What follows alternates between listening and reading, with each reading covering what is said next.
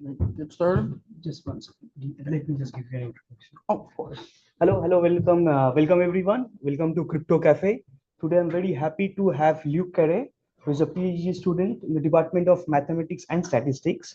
And today he's going to talk about DualMS, which is a lattice-based multi-signature scheme. So he's going to give an overview of DualMS, which is a post-quantum multi-signature. Luke, you can share your slide. Okay. Well, so yeah, I'll be giving an overview of DualMS and post-quantum multi-signature. Oh, oops.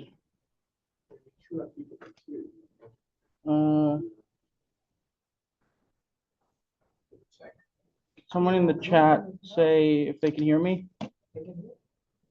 No, can they?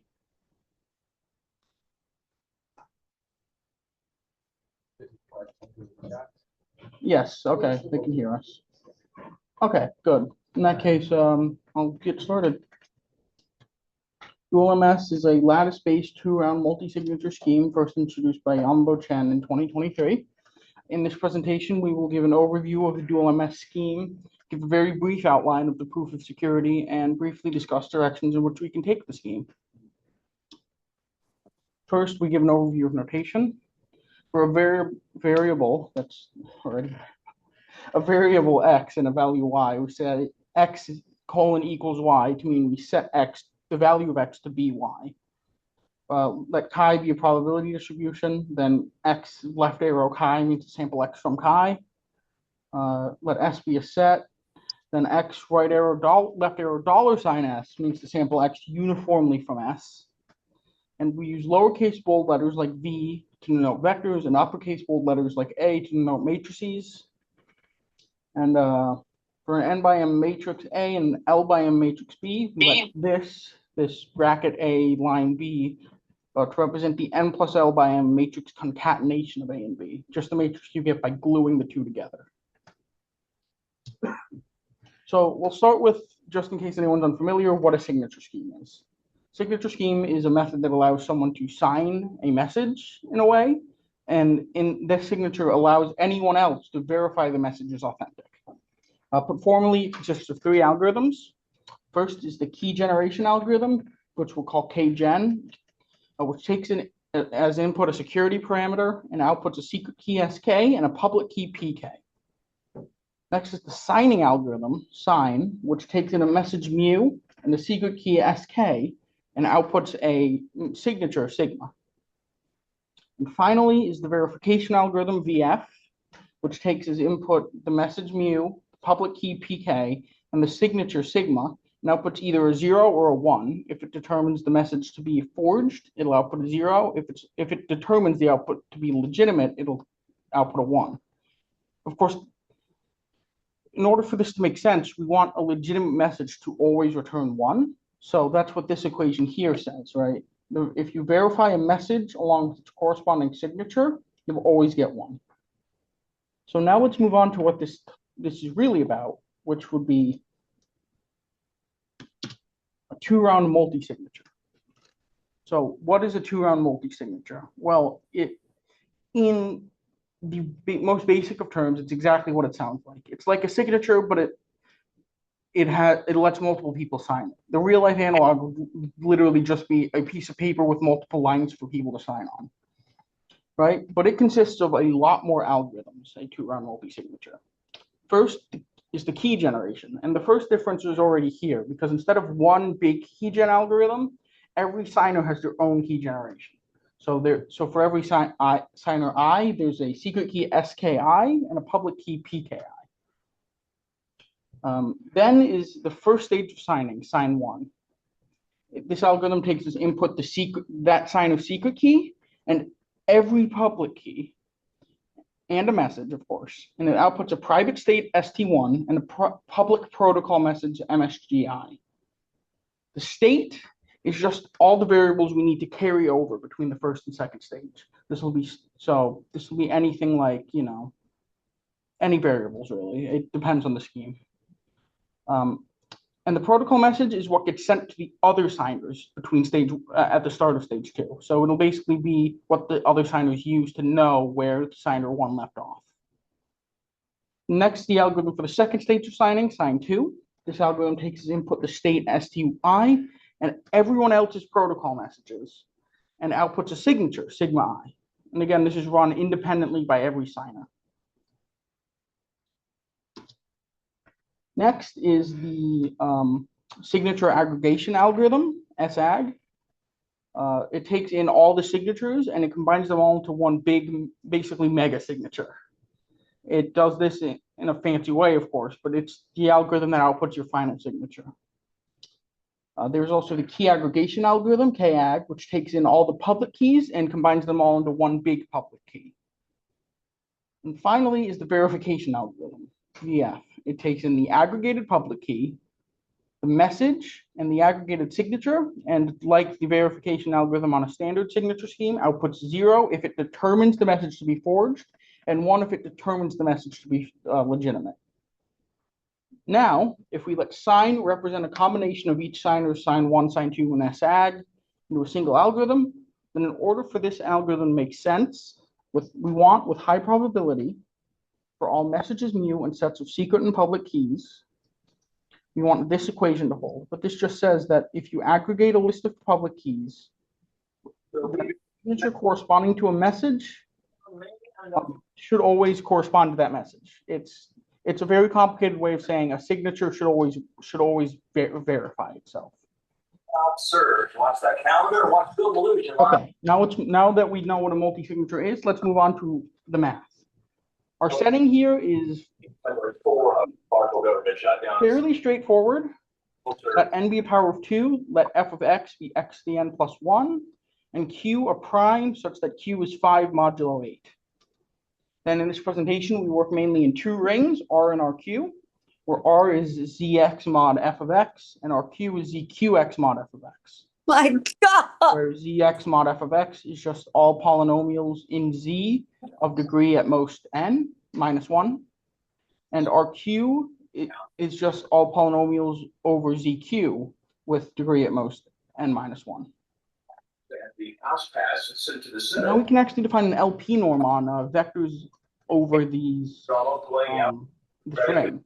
And a small, very pedantic note here is that you can argue that technically we don't have vectors over the ring because vectors need to be over a field, but we're going to ignore that and just talk about lists of elements over this ring as vectors, and we're going to use matrices as well, even though technically the terminology is a little iffy. Recall that we can define the LP norm of an element of Z to the K by just doing the pth root of the sum of the pth powers of each component. And we're over Z, so actually, yeah, you do have to take the absolute values. I think you're right. Yeah, you're right. These should have absolute values around them. Sorry, and these should as well. But yeah, if you do the absolute value and raise them to the p and then do the pth root, or if p is infinity, you just do the maximum of the absolute values. We can use this to define the LP norm on R to the m, which is just every vector of length m over R, where if this vector is this polynomial is a list of polynomials. You basically take each coefficient and list them all out. So you're just listing out every coefficient into one long vector over Z, and just taking the LP norm of that. Now we can define what is called the discrete Gaussian. First, we define the Gaussian function on R to the m with parameters v in R to the m and s in R as follows. For x in R to the m, the function with parameters v and s is e to the negative pi 2 norm of x minus v squared divided by s squared. This function is kind of useless on its own, but we can use this to find the Gaussian distribution on R to the m, which is defined as just the function on x divided by the function on all of R to the m, which is just the sum over all elements. Really, this bottom factor here is just to normalize so that if you add up all the elements, you get 1 as your total probability, which you need. In other words, it's the distribution such that for all x in R to the m, the probability that a y sampled from it equals x is equal to this value. When v equals 0, we omit v and just write d sub s to the m. Okay, now I'm going to talk about probably the most technical aspect in these preliminaries, which is rejection sampling.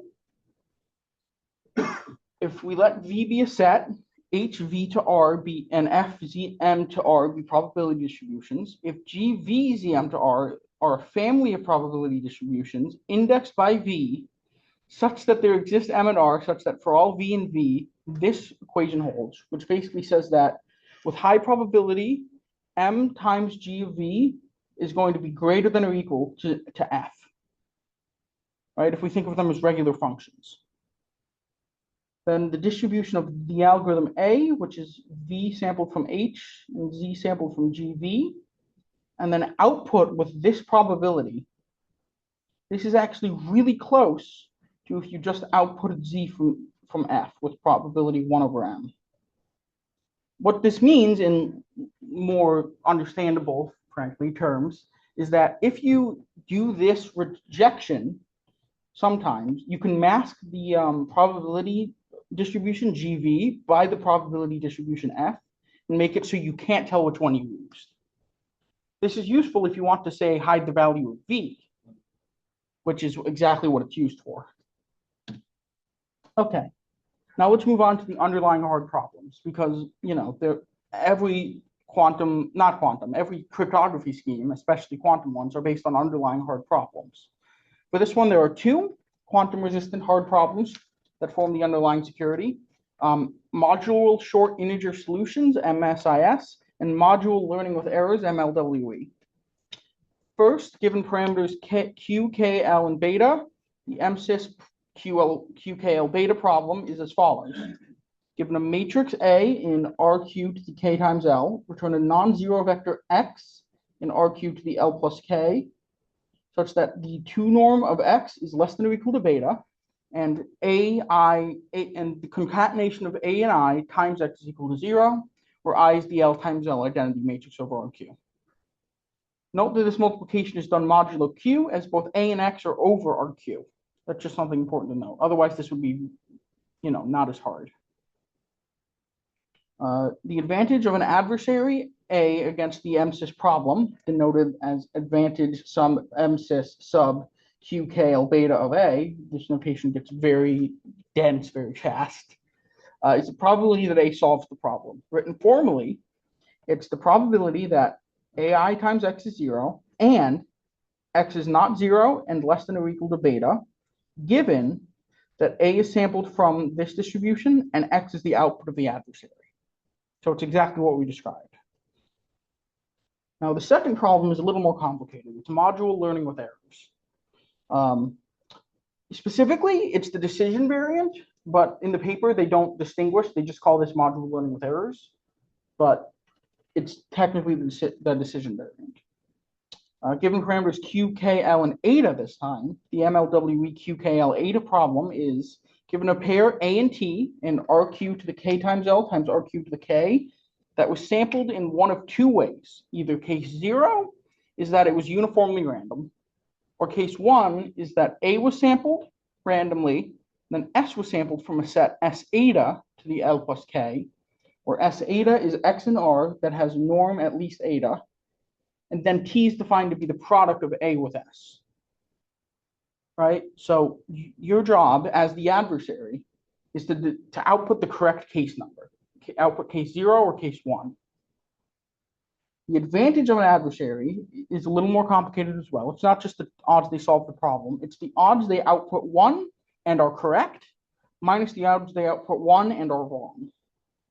Written formally, that's the probability that they output 1, given that A is sampled randomly, S is sampled randomly from S, and T is the product of A and S, minus the probability that, you know, A gives you 1, given that the answer is 0. It's written really densely, but it just means exactly what I said, which is also very dense. I think this is also going to be an absolute value because I want that one to 0 to 1. That's right. When you define the advantage, yes. So it can happen like if you always tell false, that's also true in some sense. Like if my oracle always output negative, then I know this is the positive thing that I was doing. Like like it can be between 0 and 1. So it has to be something in absolute value. Okay.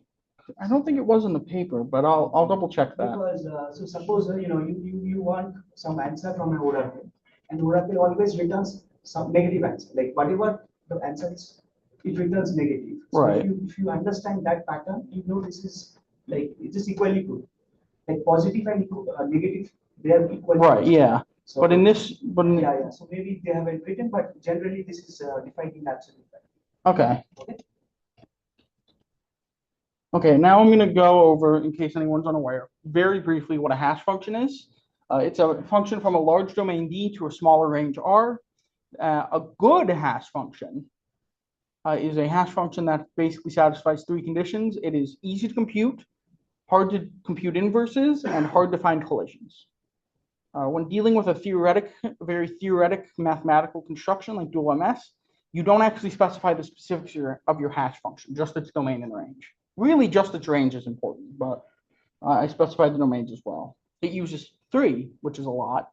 HAG, or hash aggregate, from the power set of RQ to the K times RQ to the K to the challenge set C, which I just defined down here. It's everything that has infinity norm 1, so every coefficient is either -1, 0, or 1, and it has one norm K, so it has basically a Hamming weight of, kappa, has a Hamming weight of kappa. HCOM, which maps from RQ to the K times M, which is just your messages, to RQ to the K times L prime, and HSIG, which maps from RQ to the K times M times RQ to the K to C, which is again this challenge set. Okay, now we go over the scheme itself, finally, right? First, the scheme runs the function setup, which samples an A from RQ to the K times L, and outputs A bar, which is just A concatenated with I. This output, A bar, is a public parameter, meaning it will be an input to all future functions and will be omitted when listing inputs. So for instance, in this next function, kgen, I list no inputs, but A bar is technically an input here, but I just omit it. Speaking of kgen, each signer, again, every signer has their own key. Every signer runs the same key generation algorithm, but separately. So it samples a random SI from that set, S eta, which I defined back here. It's just every function that, every polynomial that has coefficients at most eta minus 1. Samples SI from S eta to the L plus K, which is just vectors vectors of length L plus K with coefficients in S eta. So it's vectors of polynomials with maximum coefficient eta minus 1. And computes Ti as A bar S and returns the secret key and public key pair SITI. And a note here that the paper makes that I would like to also make is this is an MLWE instance, right? We've computed T as A bar S, and so it should be indistinguishable whether or not this public key T is, is it really a public key or is it a completely random?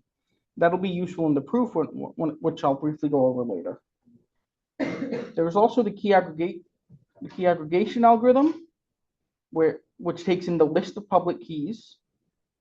First, it computes AJ, which is the aggregation algorithm, hash aggregate of the list, and then a specific public key. Right, so you input the list along with a single key, and it gives you a small polynomial AJ, which should be in the challenge set C, yes. Then it computes T tilde, which is just the sum of these small polynomials AI with these vectors TJ. It should be AJ TJ, sorry.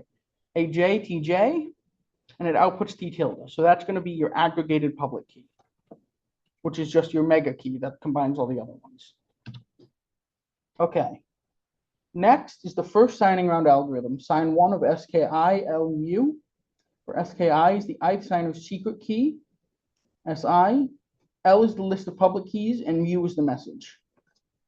Okay, this is going to get dense. First, it computes the hash aggregate function to get AI again, and then it computes T tilde, which is just the aggregate key. Now it uses that aggregate key in the message on the hash function hcom to get a new matrix B in RQ to the K times L, and then computes the bar of B again by just appending it with that identity matrix to get a matrix in RQ to the K times L prime plus K. Oh, and by the way, anytime I mention a value like K, L prime, eta, beta, these are all mentioned in a giant table at the end of the paper, and I omit them. But anytime you're wondering, oh, what's the value of that?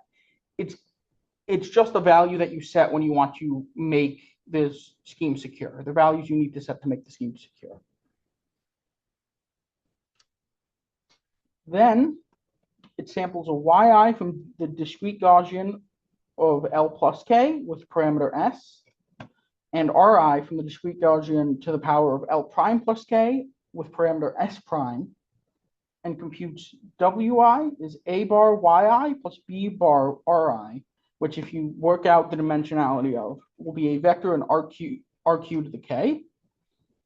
Finally, it outputs the state, this, SI, T tilde mu, AI, YI, RI, WI, and a protocol message WI.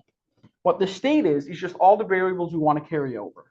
These are all the variables that we need in the second stage but since the first and the second stage are technically separate algorithms, we need to pass them as an output of one into an input of the other. And then WI is the protocol message which it will send to all other algorithms. Next is the second signing round algorithm, sign 2, which takes in the ith signer's state and every other signer's protocol message. If you recall, the state was basically everything, and the protocol message was just WI. So the algorithm first computes this aggregated protocol message, which is just the sum of all protocol messages, even its own. It then computes CI is H sig T tilde mu W tilde. And something I want to note here, which will be important later, note that this CI does not depend on your choice of I. Because T tilde is an aggregated public key, so it doesn't depend on the choice of key. Mu is the message, so it doesn't depend on the choice of signer. And W tilde is the sum of all signers' protocol messages, so it shouldn't depend on your choice of signer.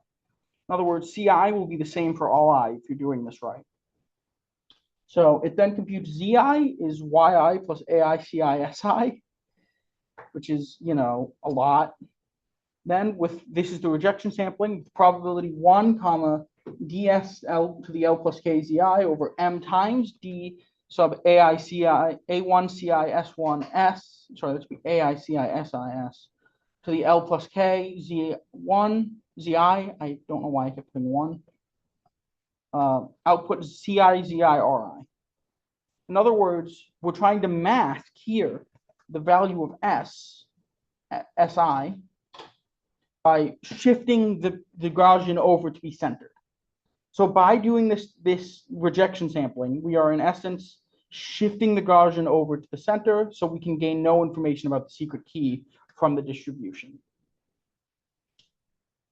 Then you output CI ZI RI.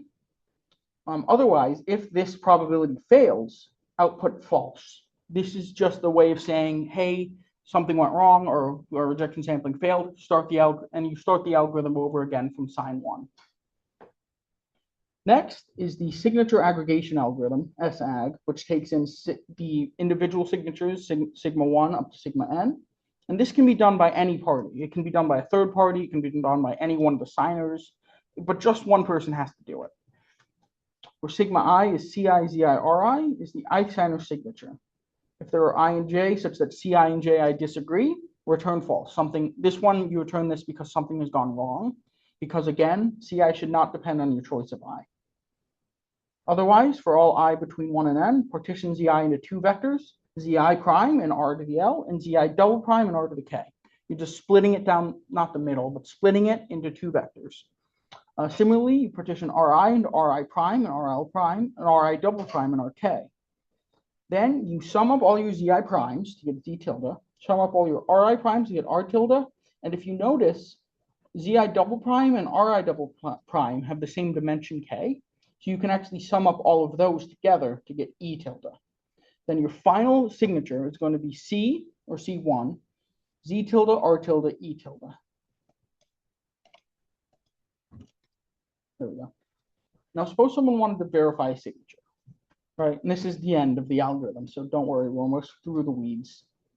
First, they would run the key aggregation algorithm and get an aggregated public key T tilde, right? Then they would run the verification algorithm, VF of APK mu sigma tilde, where APK is T tilde is the aggregated public key, mu is the message, and sigma tilde is C, Z tilde, R tilde, E tilde. I've omitted the C1 because it doesn't depend on the choice of C of I, is the aggregated signature. So first, the algorithm computes B, which is H comm of T tilde mu. You remember earlier that that agrees with this, and again, and this is all public knowledge, so anyone can compute this. Then the algorithm computes W tilde, which is A Z tilde, B R tilde, plus E tilde minus C T tilde. The algorithm returns 1 if all 3 of these conditions hold. Z is less than Z is bounded in 2 norm by Bn, R is bounded by in 2 norm by Bn prime, and E tilde is bounded in 2 norm by Bn double prime. And these are, again, all parameters that you set relative to the other ones in a very complicated way, and I don't go into that. And the most important condition here is that H sign of T tilde mu and W tilde returns back C. Otherwise, if any of these fail, the algorithm returns 0 because it determines it to be a forgery. So that was a lot. How do we know that this even works in the first place? Well, first of all, before we even get into that, actually, let's consider how many times this algorithm will loop, right? Because again, we have this here, which has, with some probability, we're going to repeat the process. So recall that each signer aborts with probability approximately 1 over m, right? It's technically, I think, 1 minus epsilon over m, but epsilon is negligible. This means the odds that none of the n signers abort is 1 over m. Sorry, each signer doesn't abort with probability approximately 1 over m. This means that the odds that none of the n signers abort is 1 over m to the n. So it will take approximately m to the n repeats of the algorithm in order for no signers to abort. Now, something that might catch your eye is that, what if n is really big? What if we have 1,024 signers? What happens to the value of m? Well, if the value of m is too big, then we repeat this a million times and it's not feasible. But if the value of m is too small, then we're not doing any rejection sampling. This is actually something we want to look at in our research, is how this weird, how this m is affected by high values of n, and how that affects things like runtime and other parameters. Now let's look at correctness of the scheme. Let's start with that last condition. H sig of T tilde mu W tilde is C. Let's look back at the algorithm sign 2. And that's exactly how this was defined. Since T tilde and mu should be the same for both, we know that this holds if and only if this W tilde is the same as this W tilde. So we need the sum of over Wj to be the same as this equation. Okay? That is, we need this. Okay, this is where we get into the weeds again. Let's start by examining the left-hand side. We know for all I, as it was defined, Wi is here, a bar yi plus b bar ri. So, and then we can expand out y. Sorry, I'm going to be flipping back and forth a lot. Sorry if you get nauseous. Where is it? Here. No. Wait, here it is. Sorry. Here. Zi is yi plus aicisi, which means yi is zi minus aicisi, which is exactly what we do here. We plug in that value, and ri stays the same. Remember that ASI is just TI by definition of TI, which is the public key. Now we can remember AI is A partitioned with I, and Zi is Zi prime partitioned with Zi double prime. Same with B and BI, and R with RI prime and RI double prime. So what this does is we can, because the dimensions all agree, this is the same as multiplying A by Zi prime plus I plus Zi double prime, which is just Zi double prime. And then B by Ri prime and I by Ri double prime, which is just Ri double prime, which gives us this. So if we sum over all the Wi, we get this. Breaking the sum up by linearity of sums, we get A times the sum from I equals 1 to n of Zi prime, plus B sum from I equals 1 to n of Ri prime, plus sum from I equals 1 to n of Zi double prime plus Ri double prime, minus C sum from I equals 1 to n of Ai Ti. And if you remember the definition of each tilde, Z tilde was this sum exactly, R tilde was this sum exactly, E tilde was this sum exactly, and T tilde was this sum exactly, which gives us exactly what we want, this quality. Now let's investigate the other three conditions, and we're going to do this in a much more laid-back, non-rigorous way, because if you do this rigorously, it's just a lot of lemma chasing. Now let's investigate the other three conditions, that Z tilde, R tilde, and E tilde are sufficiently small. First, we'll call that for each I, Zi is sampled from D, AI, Ci, Si, comma S, L to the K. But rejection sampling, remember, shifts this over so it's not depending on Si to be statistically close to D to the L plus K with parameter S. Each Ri is sampled from D to the L prime plus K with parameter S prime. And by a lemma, that implies that each of the distributions of Z tilde, R tilde, and E tilde are statistically close to D to the L S square root of N, D to the L prime S prime square root of N, and D to the K N S squared plus square root of N square root of N times S squared plus S prime squared, respectively. Therefore, by another lemma, these are all sufficiently small because they're all Gaussians, right? If you think of what the Gaussian looks like, you know that it's centered around the origin and with high probability will be small. Okay, let's look at security now. Most of this is going to be just what security looks like, and then over the course of about 3 slides, I'll state what tricks they use, but not go very in depth on them because it would double the length of this presentation at least, probably triple it. In cryptography, security is defined by difficulty for adversaries to beat certain games. Games is in quotes because, of course, in math games means something else. For multi-signature schemes, security is defined by the unforgeability against chosen message attack, or UFCMA. It works as follows. First, the public parameters, so A bar in our case, but whatever the public parameters are, and the first signer's secret and public key are generated. The adversary plays the role of every signer except the first. So they generate all the other public and secret keys. So what they can do is they can query sign 1 with a chosen message and public keys, except the first. They don't get to choose the first.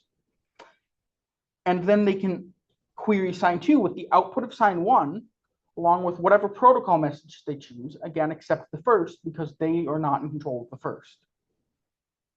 After they are done querying, they need to output a list of public keys, L star, that contains the given public key, and a message, mu star, so that they've never queried L star and mu star together before. They could query L star on its own and mu star on its own, but never together. To the signing oracle, and a signature, sigma tilde star, such that if you verify the key aggregation on L star, comma mu star, and sigma star, you get 1. We define the advantage of an adversary A against UFCMA of the multi-signature MS, denoted like this. Again, the notation kind of sucks, to be the probability that A wins the game. Now, security is also proved in the random oracle model, or ROM. It's a model of security in which hash functions work a little differently from reality. They work like this. Has the input been queried before? If so, output the same thing as last time. If not, output a uniformly random element of the range. And that's it. Hash functions don't actually work like this because for a lot of reasons. For instance, there's no such thing as true randomness. And this is just an assumption made to make proofs not just easier, but doable at all, really. However, it is actually possible for something to be secure in the random oracle model, but not in practice, which is why cryptanalysis is still important. Okay, here's the Here's the security of DualMS. This equation sucks, or inequality, or whatever. Recall that in cryptography, to prove something is secure, you prove it solving it would make something hard easy. So for any tau time adversary A against the UFCMA of DualMS that makes at most QH queries to each random oracle and QS queries to the signing oracles, they'll just algorithms B, D, and D prime with running times approximately 4 tau, tau, and tau respectively, such that this. The advantage of A is less than or equal to QH. I'm not going to read all this.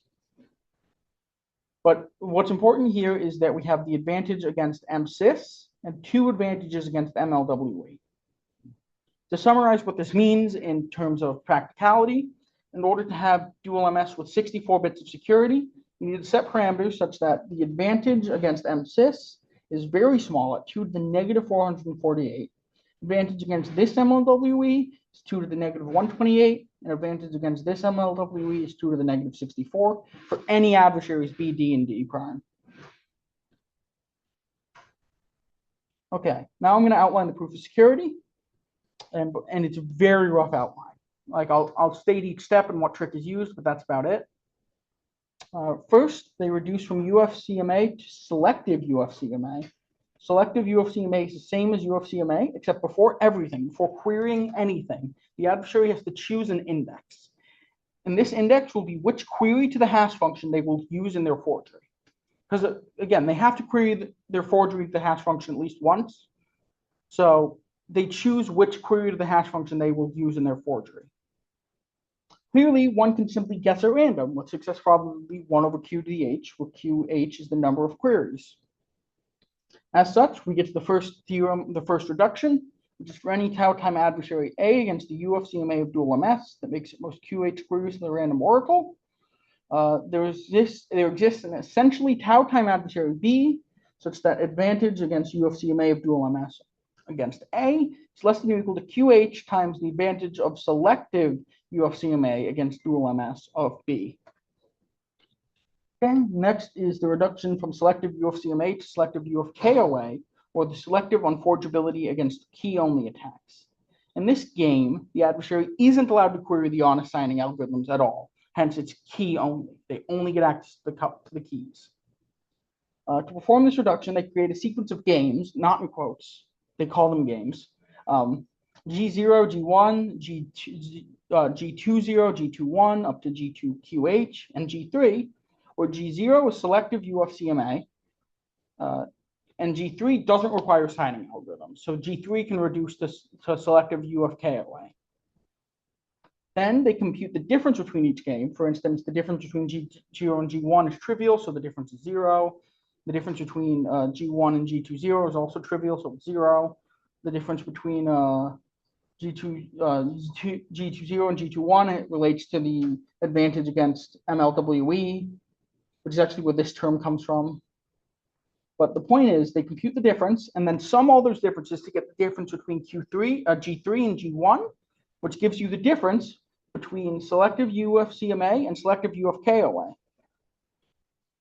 That is to say, for any tau time adversary A against the selective UFCMA of DualMS, there exists that queries the random oracle at most Q of H times and the signing algorithms QS times. There exist algorithms B and D of time essentially tau, such that the advantage A of A is less than or equal to the advantage of B plus QH minus 1, advantage of D plus this massive term here. Well, not massive in terms of value, massive in terms of length. Okay. Now, Now I outline the proof of, sorry, you got a little. Now I finished the outline for the proof of security with the final step, the most confusing one, because how the hell do we get square roots in a reduction? Finally is the reduction from selective UFKOA to MSys and MLWE. For any tau time adversary A against selective UFKOA, that makes it most QH queries. This is all the same. Basically, you get this, right? The only notable difference here, actually, is that B doesn't run with time 4 tau instead of tau. And the reason for this is because they use what's called the forking lemma. This allows you to bound the probability that an algorithm has a non-zero output in a very clever way. It does this by invoking the algorithm by running the algorithm twice in a very interesting way. This proof actually invokes this forking lemma twice, which is both why we get two square roots here, this one and this one, and also why B has running time 4 tau, because it runs the algorithm A 4 times. Combining this inequality, and this inequality gives you this inequality, which is a monster. Okay, now what's next? There are several directions which we can take this research, including, can we replace the underlying hard problems, MLWE and MSys, with their middle product equivalents, MPLWE and MPsys? Middle product is just a different way.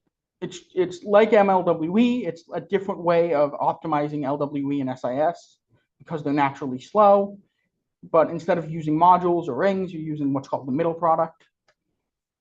In practice, and I actually brought up the second point before, they used m to the n as 5 total repetitions. But with 1024 signers, which they do use, right, it is an example they use, this means that m is roughly 1.0016. So very little rejection sampling is actually happening. How does this affect the parameters and runtime? The security bound on DualMS, as you saw, is very loose. A lot of square roots and extra terms there. It's not just if this is hard, this is hard. Can we make this tighter? And obviously the eternal question is, can the scheme be made more efficient? That's always a gimme question. Gimme is in it's always a question, not always easy. This presentation takes a majority of its information from DualMS, efficient lattice-based two-round multi-signature with trapdoor-free simulation by Yanbo Chen. It takes the definition of rejection sampling from lattice signatures without trapdoors by Vadim Lyubachevsky. Thank you. Sorry that this was a little short, but thank you. Okay, so is there any question from the audience? Yeah, any questions? In the chat? Oh.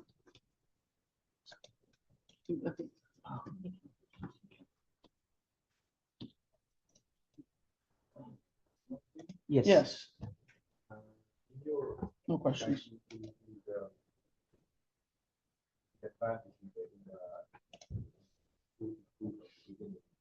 Beginning?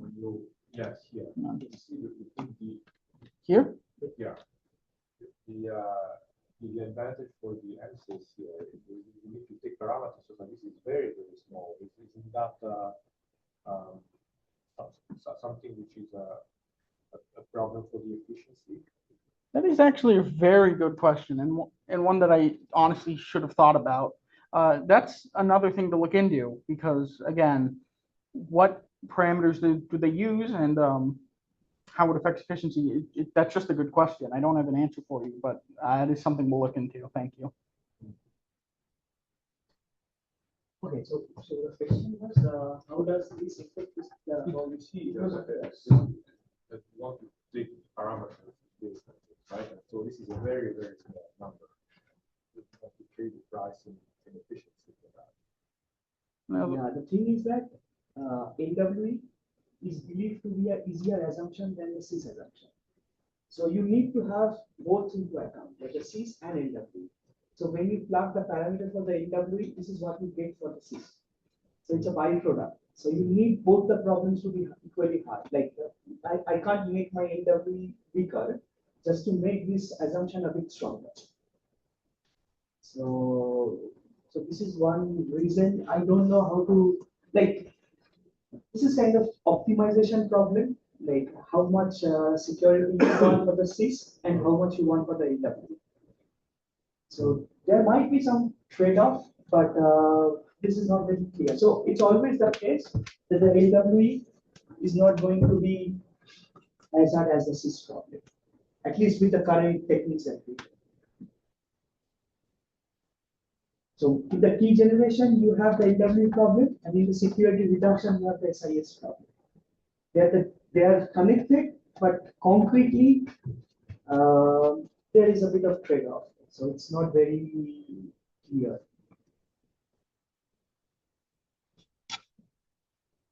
You see, this is 128, but this is 248 with the current techniques that we have.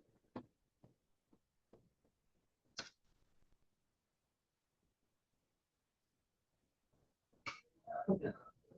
Any other question? Okay. If not, let's thank Luke, and we should stop it for the day and see you in 2 weeks. Who's giving the next talk? Good question. Let me. Who is going to give the next talk?